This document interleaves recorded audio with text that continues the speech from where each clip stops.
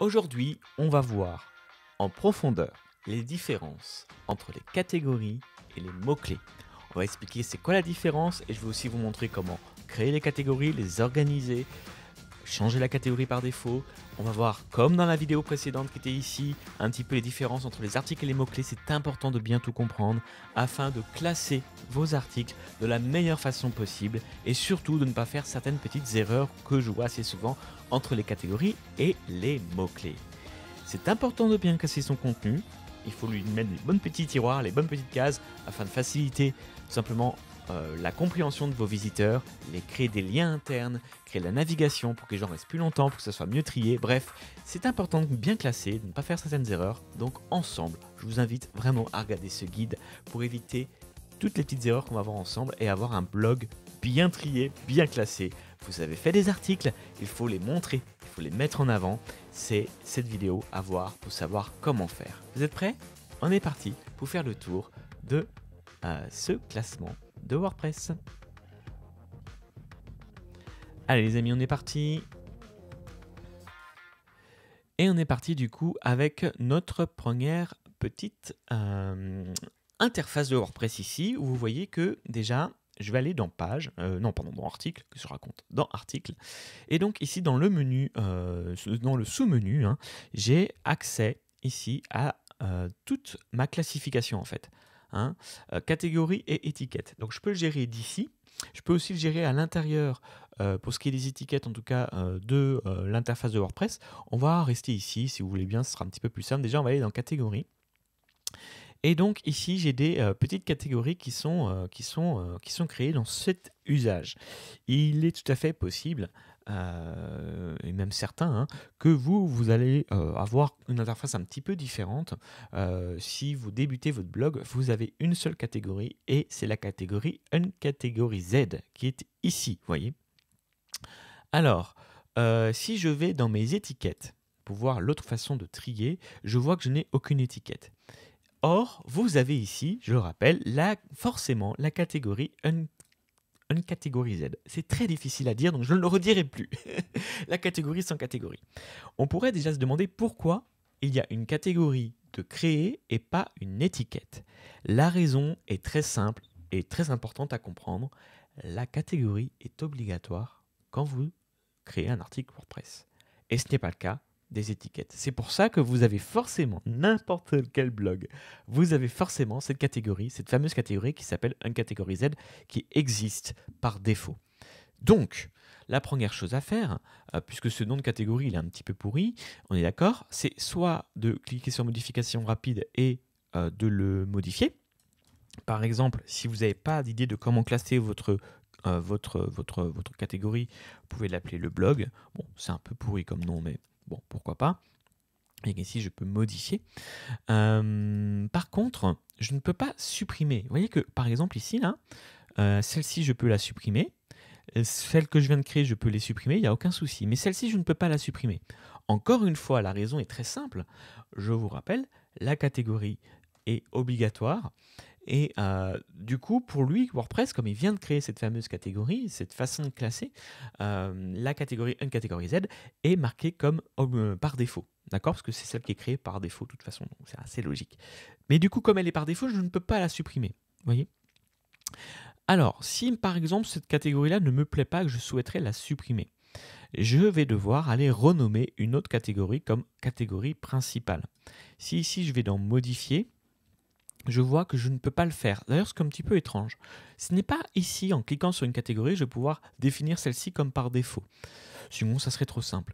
Ce que je vais pouvoir le faire dans Réglages, et de mémoire, c'est Lecture. Ou non, alors je sais jamais, c'est dans Écriture. Voilà, tac, voilà. Et ici, j'ai marqué la catégorie par défaut de mes articles. Donc j'avais renommé le blog. Je vais dire que c'est Before After. Donc je fais ça, je renomme. Ma nouvelle catégorie va être celle-ci, Before After. Et maintenant, si je retourne dans mes articles et dans catégories, je vais pouvoir du coup supprimer la fameuse catégorie qui s'appelle le blog, dans lequel, vous voyez ici, hein, il y a marqué 0 article, donc c'est assez intéressant de voir combien d'articles sont liés à vos catégories.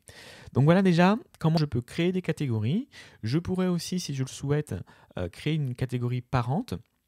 Donc pour ça, je vais faire modifier. Et si je dis que fashion est un parent de before after, et je mets à jour, je vais voir que je vais avoir, si je retourne dans mes catégories, je mets à jour, voilà, hop, je retourne sur la page catégorie en cliquant ici, j'ai un petit chevron qui m'indique que c'est bien la sous-catégorie de celle-ci. Donc je peux créer des catégories, je peux créer des catégories parentes, voilà ici, je vois l'arborescence. Donc un peu comme pour les pages, et je vous ramène vers la vidéo à laquelle je parlais de ça, un peu comme pour les pages, j'ai ici la possibilité de créer des sous-catégories, tout comme j'ai la possibilité de créer des sous-pages. D'accord ? Donc voilà, je vais remettre cette catégorie à sa place, donc hop, je vais dire qu'elle n'a aucun parent. Et donc je peux ajouter une description qui va être affichée dans la liste des catégories. Quand on va cliquer sur la catégorie, ça va alors je vais vous montrer.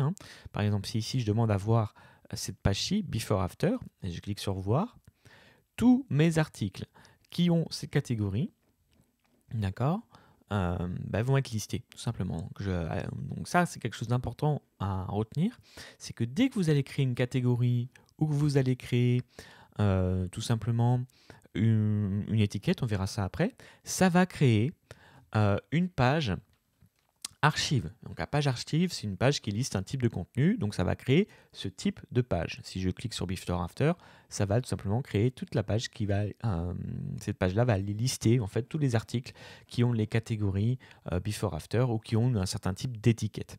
Donc mon conseil déjà ici, mon premier conseil serait de vous dire faire attention à ne pas forcément créer trop d'articles, de catégories vides. D'accord? Parce que sinon, ça va vous créer des pages qui vont être vides. Ça ne sera pas très bien pour le moteur de recherche Google, ni même pour vos utilisateurs, qui, quand ils vont se balader, ne vont pas voir des pages avec beaucoup d'articles. Et du coup, ça sera pas forcément les faire rechercher. Donc, allez-y progressivement, ça serait mon conseil. Ne créez des catégories que si c'est nécessaire, si vous connaissez déjà les différentes thématiques de votre blog.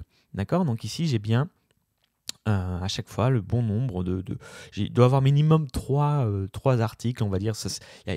Moi, ce serait mon minimum à moi. Après, vous faites comme vous voulez. Mais vous voyez ici, par exemple, grooming, c'est un peu léger d'avoir qu'un seul article. Fashion 2, c'est peut-être aussi un peu léger. Donc, soit je crée de nouveaux articles dans ces thématiques, soit je supprime ces catégories pour le moment et je vais mettre cet article ailleurs.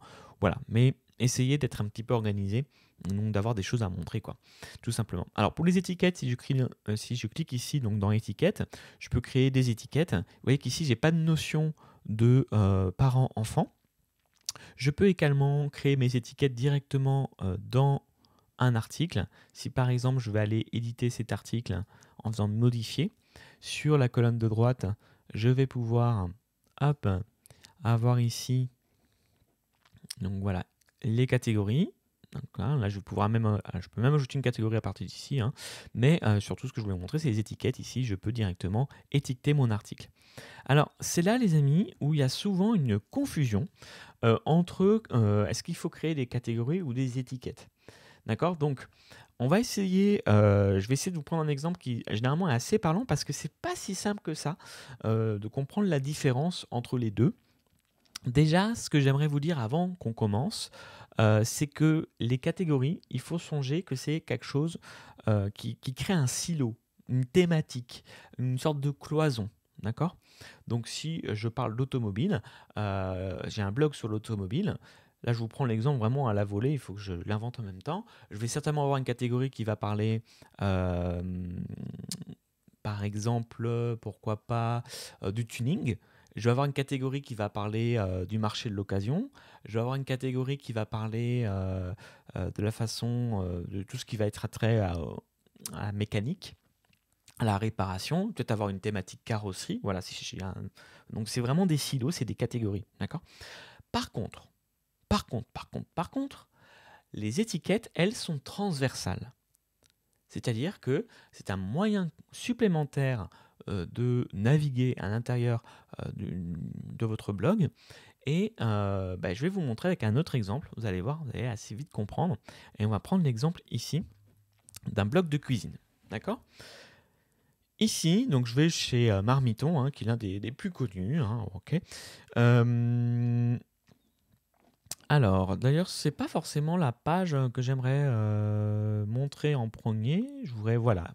Ici, le menu, c'est ce qui m'intéresse le plus ici, parce que c'est ce qui va en fait aller classer, hein. Je vois que je vais avoir ici différentes catégories. Donc, apéritif, entrée, plat, dessert, boisson, petit brunch. Donc, toute cette zone-là, c'est bien mes différentes catégories. D'ailleurs, c'est marqué, hein, recette par catégorie, je n'ai rien inventé. Donc ici, c'est bien des silos différents. Et si je clique sur, par exemple, plat, je vais bien voir ici une page qui va aller lister l'ensemble de mes plats qui se réfèrent à la catégorie plat principal. Ok? Donc jusque-là, ça va. Maintenant, je vais vous parler de notion de transversalité. Dans cette optique ici, mes ingrédients seraient tout simplement mes étiquettes. Je m'explique. Si ici je pars du principe que j'ai des entrées, des plats et des desserts en catégorie, donc des recettes qui vont dans l'entrée, plat, dessert, mes ingrédients, ça va être l'œuf, la farine, le sel. Et donc en fait, ces petites étiquettes que je vais aller coller à mes différentes catégories, on est d'accord que je peux retrouver des ingrédients, que ce soit dans une entrée, un plat ou un dessert. Et en fait, ça va me servir, ça, donc une autre façon de classer mes articles, ça va me servir par exemple, s'il me reste de l'œuf, des œufs, pardon, dans mon frigo, bah, je vais cliquer sur œuf, et là, dans ce cas-là, je vais voir toutes les recettes, que ce soit des entrées, des plats ou des desserts, qui se réfèrent à l'œuf.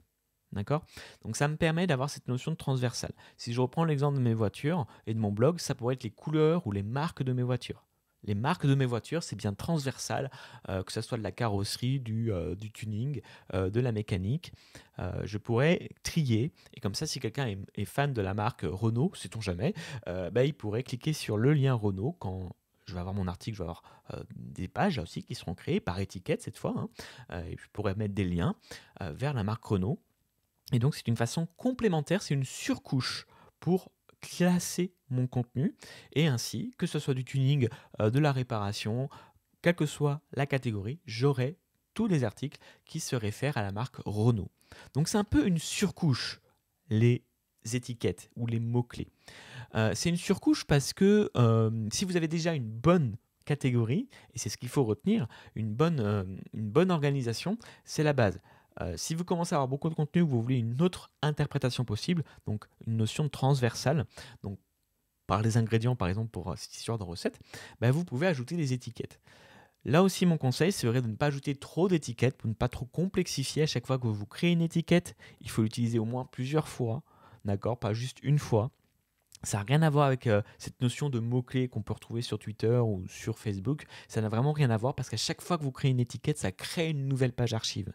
Donc, en gros, que ce soit des catégories ou des étiquettes, il faut toujours que ça soit justifié, que vous ayez assez de contenu à mettre dedans pour que les liens qui vont être générés derrière, parce qu'à chaque fois que je crée une page ou une étiquette ou une catégorie, pardon, ça crée une page, bah, à chaque fois que j'ai cet item-là, il y a assez de contenu dedans, en fait. Hein. Si je crée la marque Renault comme étiquette, il faut que j'ai quand même plusieurs articles qui s'y réfèrent. Si j'en ai qu'un, pareil, c'est pas top.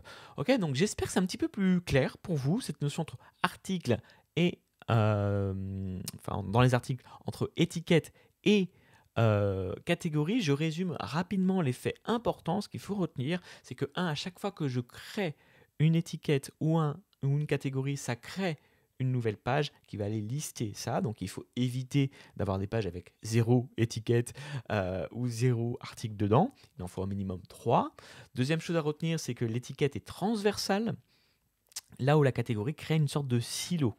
Et donc, il faut que votre étiquette, pour être justifiée d'un point de vue logique dans WordPress, soit bien transversale à l'ensemble de vos silos. On reprend l'exemple des marques si j'ai un blog sur la voiture ou des ingrédients si j'ai un blog sur la cuisine. J'espère que c'est un petit peu plus clair pour vous. Si vous avez encore des questions, n'hésitez pas à les mettre en commentaire et on va se retrouver très prochainement pour de prochaines vidéos pour être tenu au courant de ces prochaines vidéos. N'hésitez pas à vous inscrire et à activer la cloche des notifications pour être tenu au courant de la prochaine sortie. Quant à moi, je vous dis à très vite pour une prochaine vidéo. Ciao, ciao!